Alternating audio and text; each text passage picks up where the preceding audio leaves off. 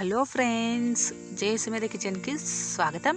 ఈరోజు నేను రెస్టారెంట్ స్టైల్లో వెజ్ సూప్ ఇంట్లోనే చాలా ఈజీగా ఏ విధంగా ప్రిపేర్ చేయాలో చెప్తున్నాను.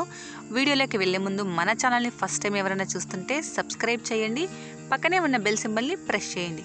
నేను పెట్టే ప్రతి వీడియో మీకు నోటిఫికేషన్ వస్తుంది. ముందుగా మనం వీడియోలోకి వెళ్దామా? ముందుగా స్టవ్ పైన ఒక ప్యాన్ పెట్టుకుని ఇందులో 1 టేబుల్ స్పూన్ వరకు బటర్ని యాడ్ చేసుకోవాలి. మీ దగ్గర బటర్ లేకపోతే బటర్ బదులు ఆయిల్నైనా యాడ్ చేసుకోవచ్చు.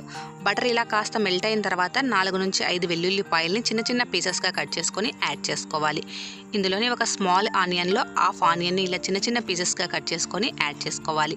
ఇందులోనే 3 నుంచి 4 టేబుల్ స్పూన్ల స్ప్రింగ్ ఆనియన్స్ని యాడ్ చేసుకోవాలి. స్ప్రింగ్ ఆనియన్స్ అంటే ఉల్లికాడలండి, మరేమో కాదు. ఇందులోనే హాఫ్ కప్పు వరకు సన్నగా తరిగిన క్యాబేజ్, హాఫ్ కప్పు వరకు సన్నగా తరిగిన క్యారెట్, హాఫ్ కప్పు వరకు సన్నగా తరిగిన ఫ్రెంచ్ బీన్స్ని యాడ్ చేసుకోవాలి. యాడ్ చేసుకొని వీటిని కలుపుకుంటూ కాస్త ఫ్రై చేసుకోవాలి. ఇవి మరీ ఓవర్గా ఫ్రై అవ్వనవసరం లేదండి, లైట్గా ఫ్రై అయితే సరిపోతుంది. ఒక 3 మినిట్స్ తర్వాత ఒకసారి వెజ్జెస్ని చెక్ చేసుకుందాము. చూడండి, వెజ్జెస్ లైట్గా కుక్ అయ్యాయి కదా, ఇలా కుక్ అయితే సరిపోతుంది. ఇప్పుడు ఇందులో మనం ఈ వెజ్జెస్కి సరిపడినంత వాటర్ని యాడ్ చేసుకోవాలి. నాకు ఇక్కడ 1 లీటర్ వరకు వాటర్ పట్టాయండి. నేను ఇక్కడ దాదాపుగా 1 లీటర్ వాటర్ని యాడ్ చేసుకున్నాను. వాటర్ని అంతటిని యాడ్ చేసుకొని ఒకసారి మళ్ళీ అంతా కలిసేలాగా మిక్స్ చేసుకొని ఈ వాటర్ రోలింగ్ బాయిల్ అయ్యేంత వరకు మనం బాయిల్ చేసుకోవాలి. ఇలా రోలింగ్ బాయిల్ అవుతున్న వాటర్లోకి రుచికి సరిపడినంత సాల్ట్ని యాడ్ చేసుకోవాలి. ఇందులోనే 1 టేబుల్ స్పూన్ వరకు షుగర్ని కూడా యాడ్ చేసుకోవాలి. షుగర్ని యాడ్ చేసుకోవడం వల్ల టేస్ట్ అనేది బాగుంటుంది. ఇప్పుడు ఇందులోకి 1 టేబుల్ స్పూన్ వరకు వెనిగర్ని కూడా యాడ్ చేసుకోవాలి. వెనిగర్ని మరీ ఎక్కువగా యాడ్ చేసుకోకూడదు.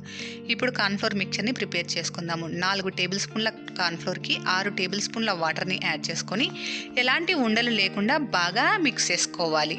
పక్కన పెట్టేసుకున్న తర్వాత మళ్ళీ రోలింగ్ బాయిల్ అవుతున్న వాటర్లోకి 1 టేబుల్ స్పూన్ వరకు పెప్పర్ పౌడర్ని యాడ్ చేసుకోవాలి.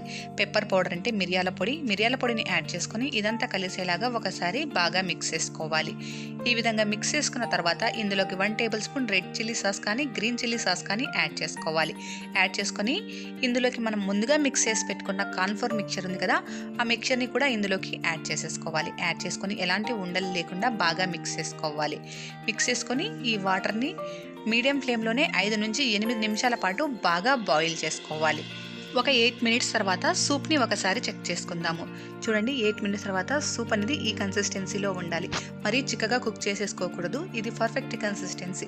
ఈ కన్సిస్టెన్సీకి వచ్చిన తర్వాత స్టవ్ అనేది మీడియం నుంచి లో ఫ్లేమ్లోకి టర్న్ చేసుకోవాలి.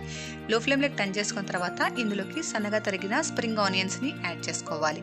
స్ప్రింగ్ ఆనియన్స్ని యాడ్ చేసుకొని ఒకసారి అంతా కలిసేలాగా మిక్స్ చేసుకొని ఒక 2 సెకండ్ల తర్వాత స్టవ్ అనేది ఆఫ్ చేసుకోవాలి. స్టవ్ ఆఫ్ చేసుకొని ఈ సూప్ని ఒక బౌల్లోకి ట్రాన్స్ఫర్ చేసేసుకోవాలి. ఈ సూప్ని వేడివేడిగా సర్వ్ చేసుకుంటేనే బాగుంటుంది.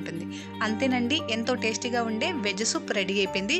మీరు ట్రై చేయండి, ఎలా వచ్చిందో నాకు కామెంట్ చేయండి. మీకు నచ్చితే కంపల్సరీగా లైక్ చేయండి, మీ ఫ్రెండ్స్తో రిలేటివ్స్తో షేర్ చేయండి, నా ఛానల్ని సబ్స్క్రైబ్ చేయండి. Please subscribe my channel. Thank you.